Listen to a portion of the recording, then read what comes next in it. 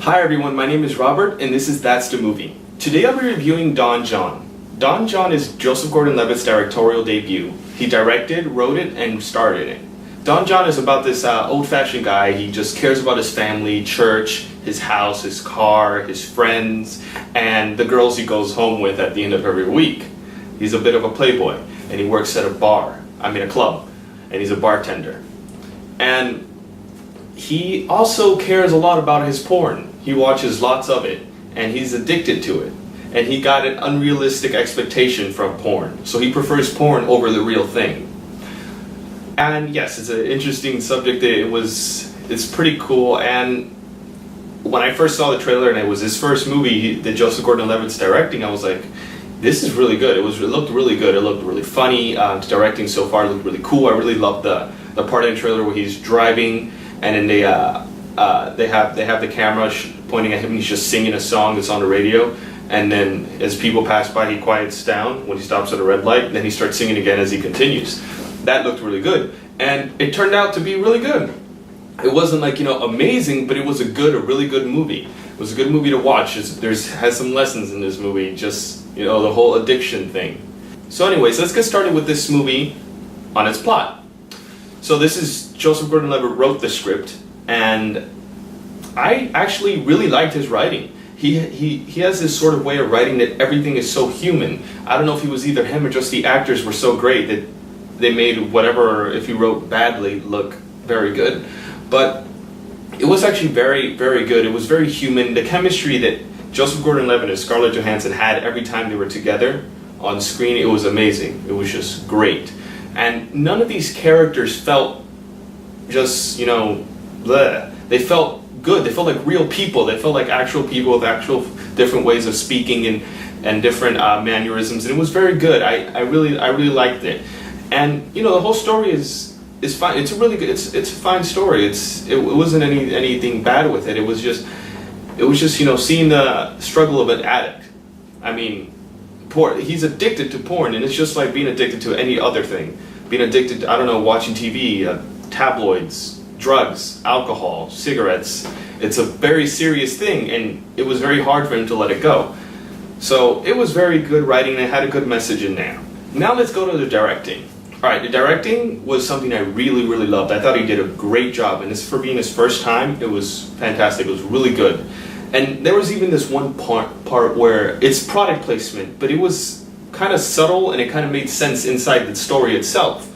He's at a dinner table with his family. His mom is played by Glenn Headley, and then his dad, who's played by Tony Danza. His name is John Sr., and then his sister, who's played by Brie Larson, and she's his younger sister. All she does is ever text. She's just texting all the time. She doesn't really talk. And Tony Danza is he's like this. The family is an Italian family, and he's just every time they're eating dinner, he's just watching sports, complaining about the refs, and then the mom's always telling him to shut up or quiet down or stop using bad language. And at one point, a commercial comes on, and this is at a point where Don Jon has already is trying to give up watching porn. So the commercial comes on, a Carl's Jr. commercial, the one about the girl who's in a bikini and she's eating like a cheeseburger or something. Well, that's what comes up, and then the whole time he's looking at it, and because he's trying to go cold turkey, so this is kind of like waving like a cigarette in front of somebody who's trying to stop smoking. And what they did here is that voiceover is the guy talking, the commercial guy talking about what this burger has and how amazing it is. And it's kind of, for some people maybe have not noticed, but it's pretty subtle. It was kind of like it was a commercial in there. It was like product placement, and I thought that was a really creative way to do it. It's probably been done before, but this is the first time I've seen it, and it was very cool. And I just thought I should point that out. But besides that part, there's also, I really, like you've seen in the trailer, I really love the points where he shows when he's driving, and it's so damn cool. And then this was also in the trailer where they showed him when he got caught watching porn. From Scarlett Johansson's character caught him watching porn, and it was this whole like first person thing. When he looked up, he's like, oh crap, and it was so great. And the whole movie's just filled with great directing. I really enjoyed it. It was these really cool shots, and I just loved it. It was great. Now let's talk about the acting. The actors, let's see. I didn't have anything to complain about them. They were all great. His friends were fantastic too, even though they're very minor characters. They did a good job. Scarlett Johansson and Joseph Gordon-Levitt were just brilliant together every time they were on screen, and Julianne Moore as well. Even though she wasn't in the majority of the movie, she was still a crucial character, and she did a fantastic job. I really loved Tony Danza playing the dad. He was just hilarious, and so was the mom. God, Glenn Headley, she was just great. And then Brie Larson, her character doesn't say much at all through the whole movie. She's more quiet than Ryan Gosling's character in Drive. She's just texting. Every time you see her, she's just texting on her phone, looks up a few times, maybe not, and just keeps texting.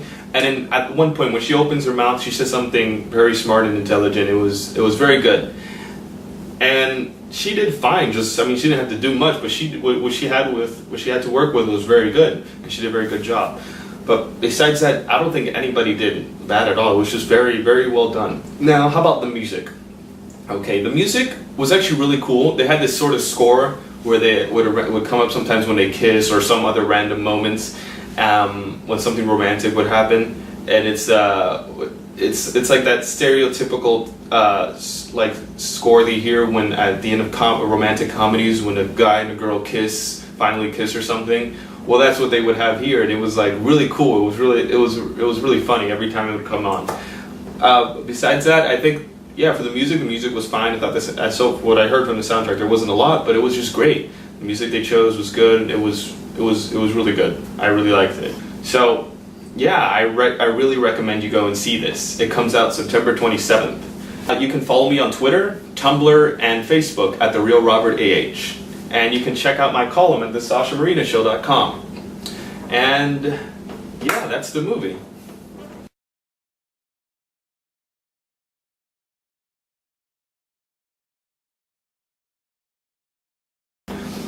But yeah, I think the movie is just very good.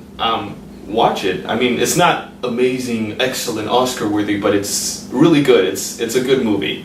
And for that being his first movie he's had to direct, I'd say that's amazing. It was a very good movie. It wasn't crap, it was good, you would enjoy it. Really good movie, and it has a message with it too.